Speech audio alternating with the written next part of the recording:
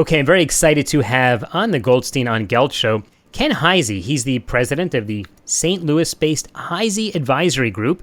He also is the co-host of a weekly radio show called Your Retirement Highway.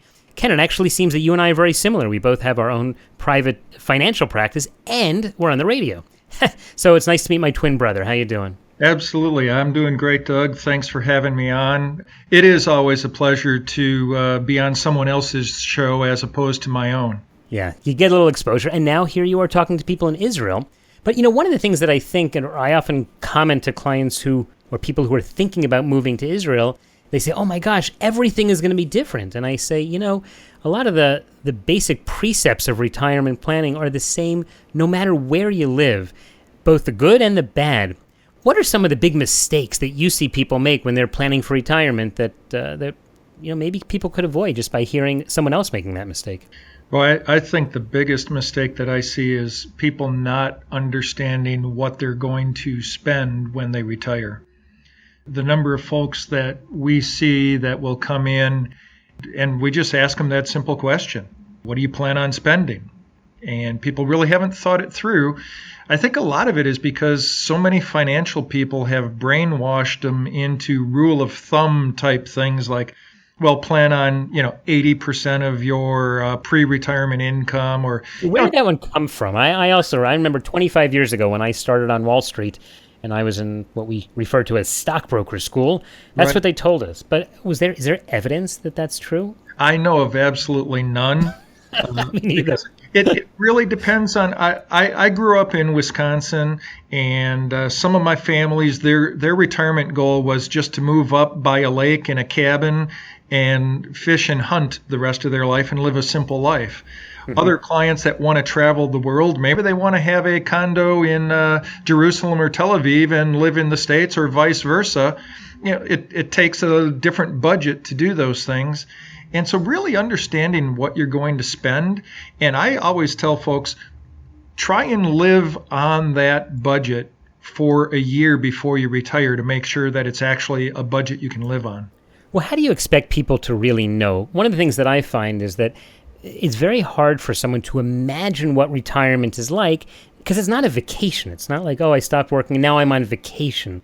You still have real life to pay for. You've got to pay for the subscription to the newspaper and you're going to go to the doctor. But then all of a sudden, you don't have anything to do with your day, so you end up going shopping. And it turns out that shopping is very expensive.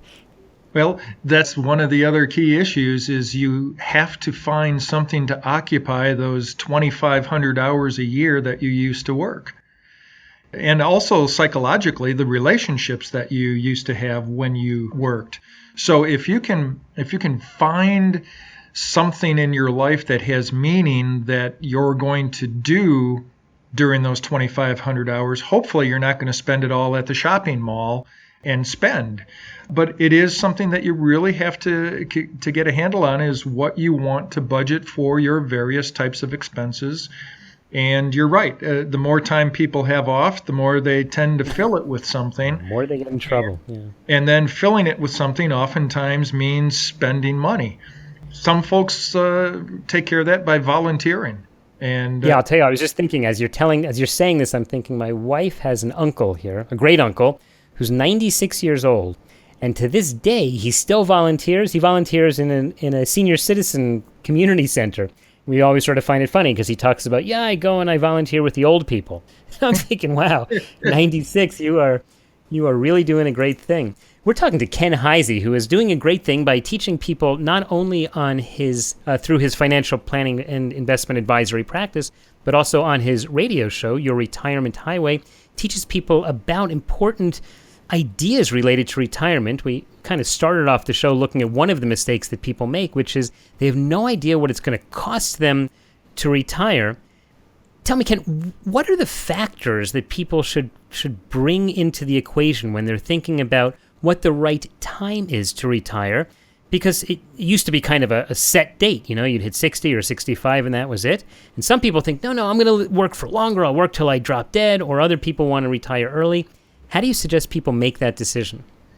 Well, once you've identified, like we were talking, how much you want to spend, your next step is really to start looking at the sources of income. What would be your Social Security benefits? What would be your pension benefit?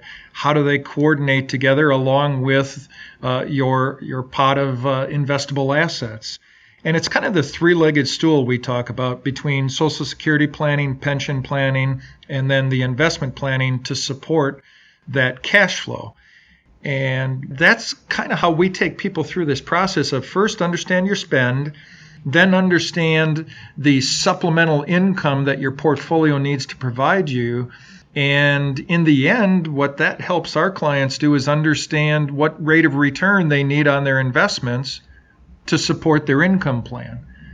I like that you pointed out cash flow as it's a different way of looking at how you should invest your portfolio, because I think people are used to all the time, and certainly the media pressures them into thinking, how much money can I make? How can I make 10% or 20%? I missed out if I wasn't in the market. Well, that's and all of a sudden, what you're saying is, no, that's not the important thing. The important thing is cash flow, meaning do you have enough money coming in every month to pay the bills every month? Well, this goes again to that word brainwash. I think a lot of folks have been brainwashed that they just have to grow at all costs without concern of volatility or concern of real returns. And we actually teach our families how managing volatility at this point in life truly is much more important than managing to return. Because you can get to the same return in two different methods, one with a very volatile portfolio, which in the end will cause you to have reverse dollar cost averaging and spend your money down a lot faster, than a portfolio that, as I would call it, is a little more boring, doesn't have the high highs, doesn't have the low lows, but just kind of rides that middle road and gets more consistency, which then will be able to support a withdrawal strategy for cash flow a whole lot better. And how do you construct a boring portfolio? Asset allocation. It's all about a very wide range of asset allocation strategy. We employ institutional wealth managers that have different philosophies on how they manage their money. One might be tactical, one might be strategic, one might be defensive, one might be overall allocation strategy. But we blend those together to get the results we're looking for our family, to drive return to support a retirement income cash flow, not just any old growth number that doesn't really have a reason to go for. Mm-hmm. It seems like it's very difficult in many cases when people built up wealth by investing in the stock market to all of a sudden say to them, now we have to asset allocate away from that. We need to buy some bonds. And they'll say, are you kidding? You want me to buy bonds and make 2%? That's the dividend I get on my stock. And then I get the upside of the stock. What do you say to them to help them develop this paradigm shift when all of their experiences, even through crashes in the market, because people who are retired, who've been in the market, have seen many crashes in their lifetime, if they had the self-control enough to hold on through those, they kind of feel they could keep doing that. How do you explain to them maybe that's not a good idea at a certain stage in life? It's interesting, Doug. There are some people that you'll also never change their mind, that are very comfortable living off their stock dividends. And, if they're able to live off the dividends without touching the principal and weather those storms, sure, that's one way of doing it. But I wholeheartedly feel that a wider allocation of assets that will eliminate the volatility, we actually can show folks through some of our spreadsheets that if you manage the volatility and you have a better asset allocation model, in the long term, you can actually, in some cases, do better than what just being invested in stocks in the market can offer you. To me, it's just more important to manage that volatility for the future. And that's what we do here at Heise Advisory Group. Yeah, I think it's managing volatility and then managing the expectations of the clients. Unfortunately, I don't think I've managed the expectations for the number of questions that I was going to ask you today, Ken, because I have a whole bunch more I wanted to go through, but we are unfortunately out of time. So if people do want to learn more about what you're doing and some of your ideas, what's the best way for them to follow you? Well, the easiest thing to do is go to yourretirementhighway.com, yourretirementhighway.com. That'll take you to our radio show site, which will also connect you to our Heise Advisory Group site, and that one is HEISE advisorygroup.com. Those are the two places that you can track us. Okay, we will put links to those at the show notes of today's show at goldsteinongelt.com. Ken Heise, thanks so much for taking the time. Absolutely, Doug. It's been a pleasure. Enjoy your day. You've been listening to the Goldstein on Gelt show with money maven Doug Goldstein. Check out all of Doug's money ideas at goldsteinongelt.com.